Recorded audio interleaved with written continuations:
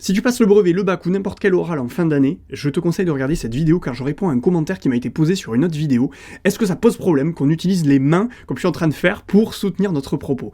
J'ai envie de te répondre non, parce que ça dépend de qui est ta personnalité. Si dans ta personnalité, tu es habitué à utiliser tes mains comme je suis en train de le faire, c'est pas un problème parce que ça soutient tout à fait mon propos. Mais si tu fais des trucs un peu bizarres avec tes mains, par exemple, moi j'avais tendance beaucoup à me gratter les mains comme ça, là ouais, ça devient un petit peu bizarre. Donc en fait, il faut se filmer pour pouvoir voir comment on utilise nos mains et si c'est quelque chose qui est gênant visuellement ou si ça passe. Et tu peux aussi demander l'avis à des gens, à ta famille, à tes potes, et ils vont te dire ouais non, effectivement tes mains il faut que tu en fasses quelque chose, et tu peux par exemple prendre un truc dans tes mains pour éviter de les bouger. Donc si par exemple tu as une feuille, hop, que tu vas tenir comme ça pour avoir tes notes, ça va t'éviter de bouger toujours tes mains. Tandis que, là tu vois quand même, je les bouge quand même, tandis que si t'as rien, effectivement tes mains vont peut-être faire un petit peu n'importe quoi. Donc l'idée c'est toujours de trouver l'équilibre et d'être maître de ce que tu es en train de faire. Là je choisis véritablement d'utiliser mes mains, mais c'est pas toujours pertinent.